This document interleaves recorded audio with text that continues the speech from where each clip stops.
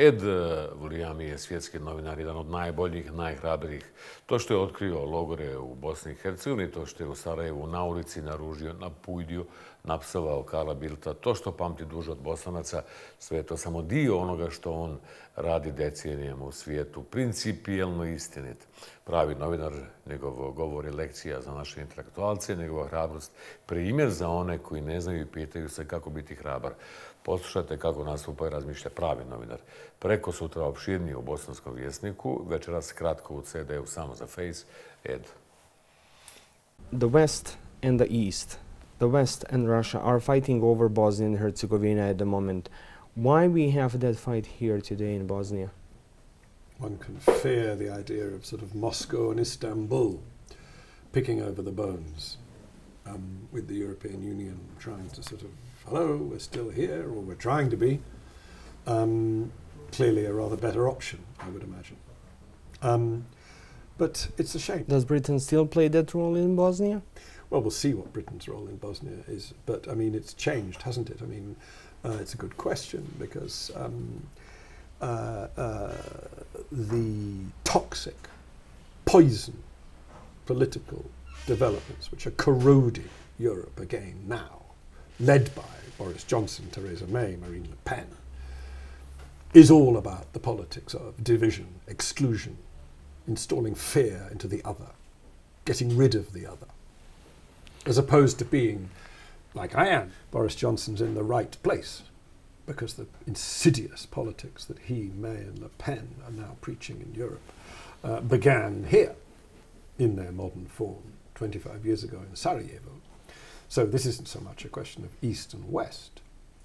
It's a question of the two kinds of human beings that exist on this planet. The ones who quite like having everybody else around, and the ones who just want to be with their own. Vladimir Putin, who's a friend of Marine Le Pen, is trying to influence the Balkans here through his contacts with Milorad Dodik and Aleksandar Vučić and Tomislav Nikolic. Should we fear here in Bosnia of that connection? Absolutely, and that's my point exactly.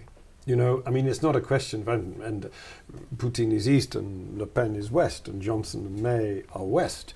So it's not East-West. It's what I say.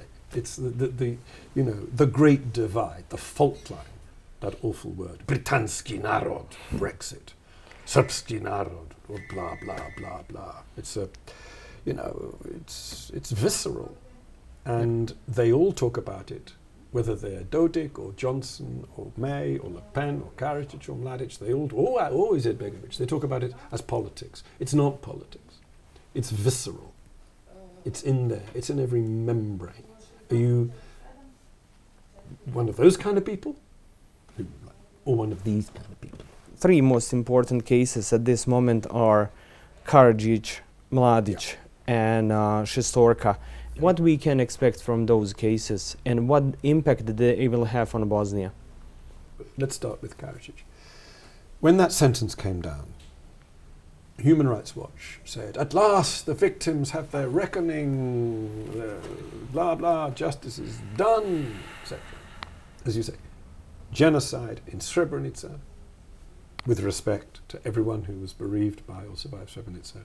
Good, thank you, phew. But we knew that already from other cases. Genocide, no. Priedo, no. Vlasenica, no. Bielinja, no. Foča, no. Visegrad, no. All the other places. The list is endless. Your viewers know it well. Now, what does that say?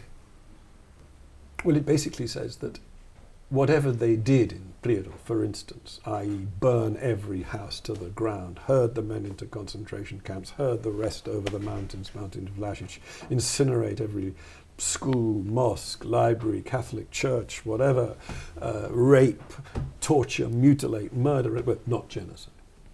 Oh, really? So, well, I'm not a lawyer, thank God, but I mean, what is in that case? I mean, if what they did in Foča and Visegrad and Vlasenica and all these other places is not genocide, then what is?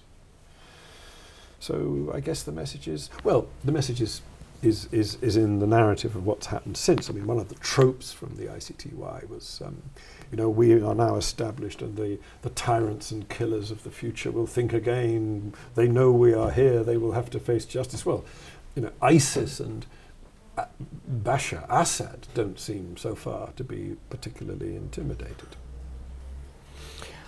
why people like you, like Florence Hartman, like many others, are coming and fighting for this country, for its people, and our intellectuals, our people with their own thoughts are silent and they're not speaking. What forces you and people like you to come here and fight for this country and for the better future for new generations here?